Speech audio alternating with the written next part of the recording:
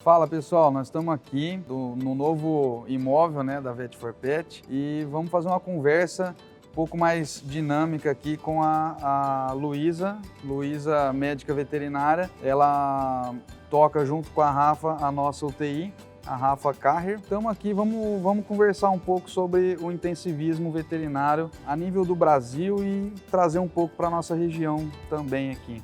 Como que a gente está vivendo nesses últimos 2 anos.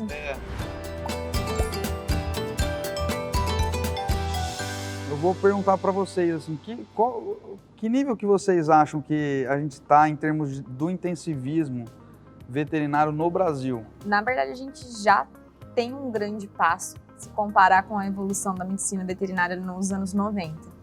E também a relação tutor e animal-pet mudou bastante em relação. A gente já caminhou bastante. Hoje a medicina intensiva, ela existe e ela é uma realidade. Mas a gente ainda tem uma jornada aí para percorrer. Sim, eu acredito que conforme essa relação tutor-pet vem aumentando, vem trazendo o pet mais para dentro de casa, mais reconhecendo como filho, isso vem crescendo junto, né? E assim, vamos definir então o que vocês consideram como uma UTI veterinária de fato, né? Por exemplo, porque tem a diferença entre o semi-intensivo, que na verdade surgiu na veterinária de uma forma, na minha opinião, um pouco errada, né? E tem a UTI propriamente dita, né? O que diferencia as duas? E tem a internação comum também. Sim, eu acredito que a UTI é aquele lugar totalmente separado da internação, onde todos os cuidados são para o paciente, voltados para o paciente individual. A gente individualiza o paciente para tentar fazer o melhor possível para ele. Ele é acompanhado por uma equipe específica, né? Não só por uma equipe específica, né? Tem que ser um número bem reduzido de pacientes para que ele consiga ter esse cuidado reduzido. E além disso, contar com a estrutura de ter sempre tudo na mão. Ter um bom monitor, ter bons equipamentos, ter sempre material de trabalho e ter equipe para conseguir uma equipe treinada, né? Monitorar isso. Totalmente treinada e preparada para toda intercorrência que esse paciente vai apresentar. Sim. Que são intercorrências totalmente diferentes da internação comum. A variabilidade do estado clínico ali também é muito rápido, né? Então, por isso que se chama terapia intensiva. Então, só para o pessoal se inteirar do assunto, né? O conceito de internação semi-intensiva, ele surgiu mais na medicina humana, porque não se tem leitos de UTI suficientes para todos os doentes, né? Vamos se dizer. Então, aí se criou esse termo de uma semi-intensiva, onde o paciente tem algum recurso ali que é limitado, uma equipe um pouco mais reduzida, né, para dar um suporte um pouco mais adequado do que aquela internação comum. E aí a gente trouxe, na minha opinião, de uma maneira errada isso para dentro da veterinária, porque na verdade a gente tem leitos disponíveis para UTI.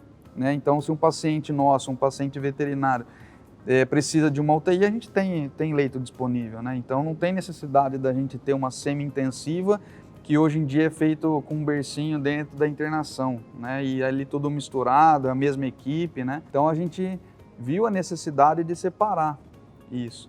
E como que foi a experiência? Porque vocês já trabalharam das duas formas, né? Eu acho que a Rafa sentiu a mesma coisa que eu, né? Que foi... A gente começou melhorar muito o nosso paciente com menos tempo de internação.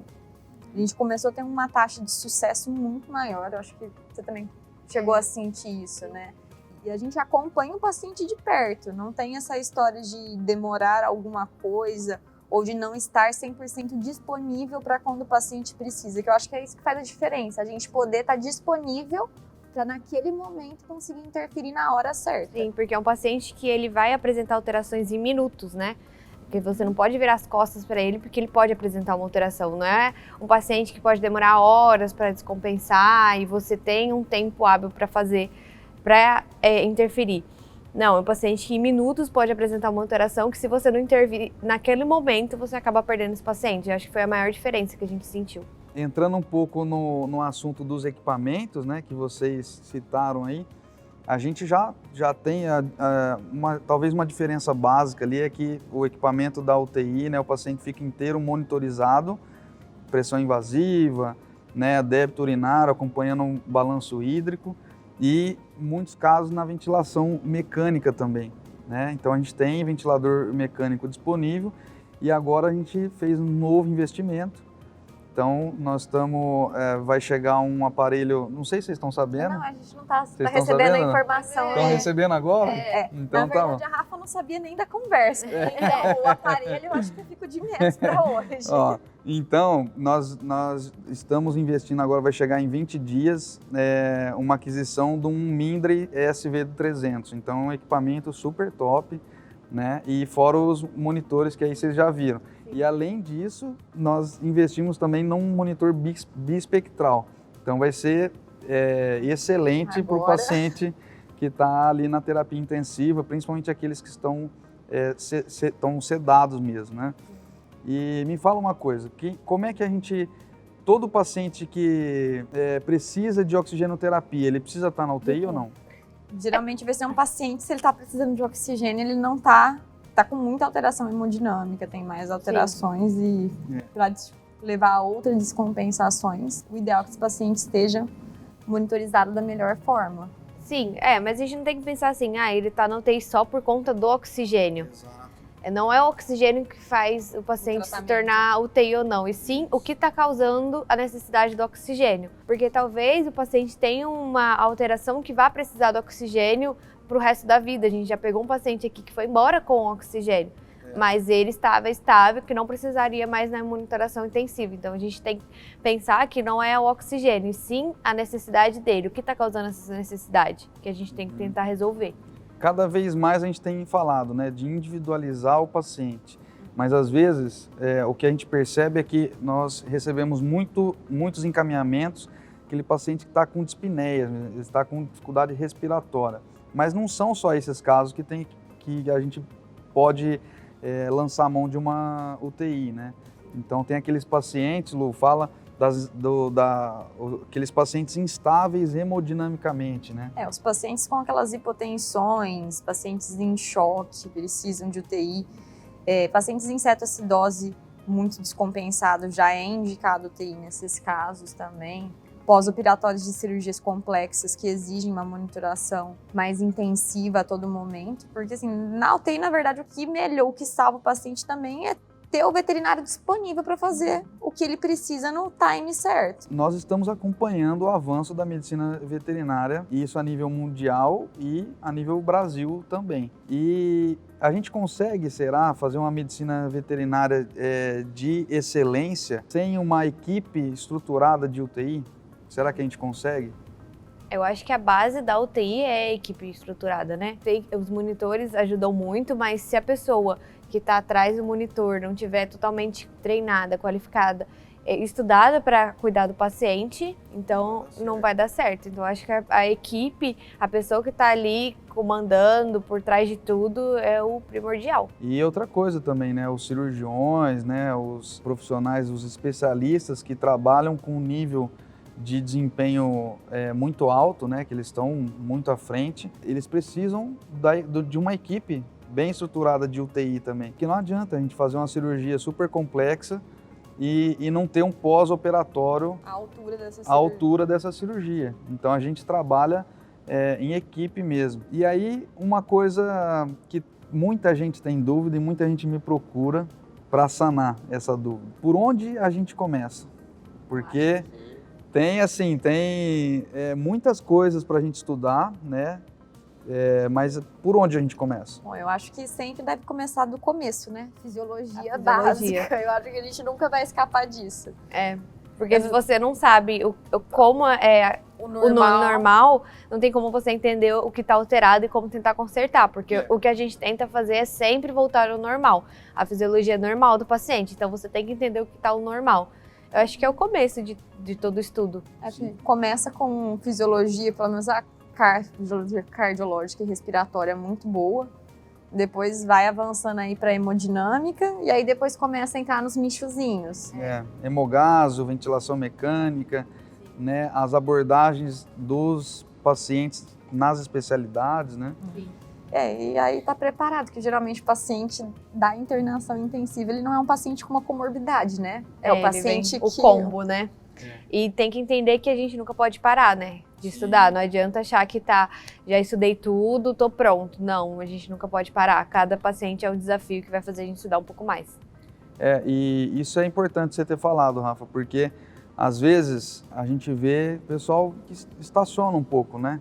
Entra numa zona de conforto e aí fica ali um tempo. Então, aqui que a gente faz dentro da Vet4Pet, né? A gente sai quase que todos os dias da zona de A conforto. gente tenta evoluir e buscar o que está mudando, né? Porque a medicina veterinária, ela não é algo que está estagnado, ela é algo que está evoluindo constantemente e a gente precisa estar evoluindo junto com ela. E conta um pouco da tua trajetória, assim, porque assim, gente, a Lu, assim como a Rafa, né? Elas estão num nível de conhecimento muito legal, muito interessante.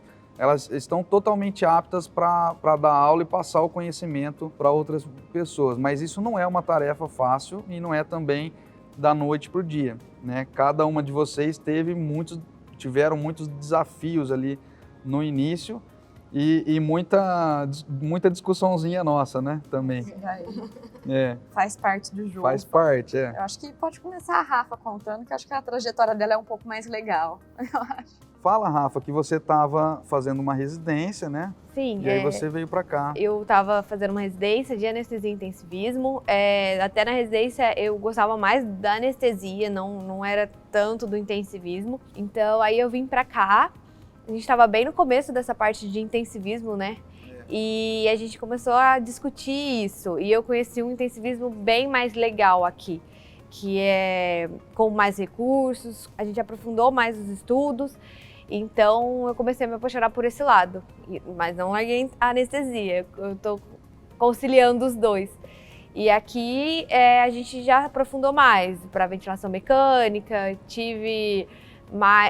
peguei um amor pela hemogasometria, porque eu não gostava da hemogasometria, agora é uma coisa que eu gosto bastante. Então aí já iniciei alguns cursos, grandes discussões aqui, que os três aqui a gente discute bastante, né? A galerinha que sabe falar é essa aqui. A gente fala nossas brigas construtivas, né? E agora eu tô juntando os dois, né? Anestesia contra intensivismo. A gente fala que os dois andam juntos, mas não é todo anestesista que gosta e sabe fazer o intensivismo, e não é todo intensivista que sabe ou gosta da anestesia. Então, carregar os dois não é muito simples. Precisa estudar bastante, né? Precisa. Mas você carrega muito bem, na verdade. Nasceu pra isso, né, Rafa? Eu acho que agora você não larga mais. Não, agora eu não largo, nem se eu quiser, se o Alan não deixa. Eu vou deixar claro isso. E a Luísa, minha companheira.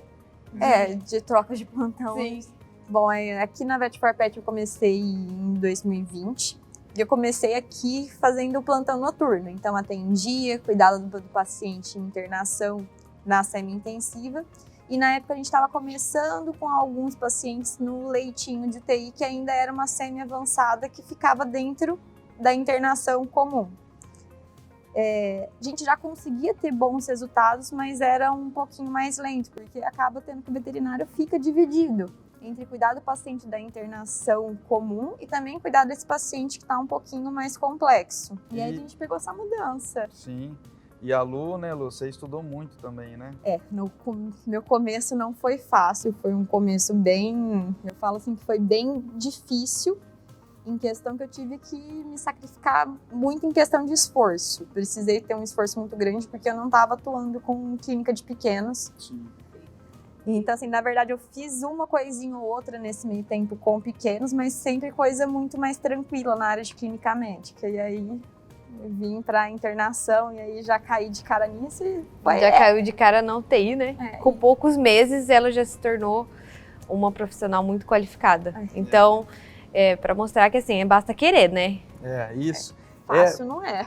Por isso que eu perguntei, porque assim, muitas pessoas então têm essa dificuldade por onde começar e às vezes tem uma dificuldade também de entender que nada acontece assim se a gente não se esforçar também, né? Mas assim, não muda nada. Hoje vocês veem as duas aqui, a Rafa e a Luísa, tocando muito bem uma UTI, elas entendem todo o funcionamento, não só da UTI, mas como do hospital, mas precisa mesmo, nas horas de folga, fazer, tá junto na rotina também, estudar, né? Correr atrás de quem sabe um pouco mais e passando conhecimento para quem sabe um pouco menos. É isso que a gente faz aqui, tá? Então a gente tem tanto a parte teórica muito desenvolvida e a parte prática, né? É um grande privilégio que a gente tem e eu fico muito feliz por terem vocês na nossa equipe.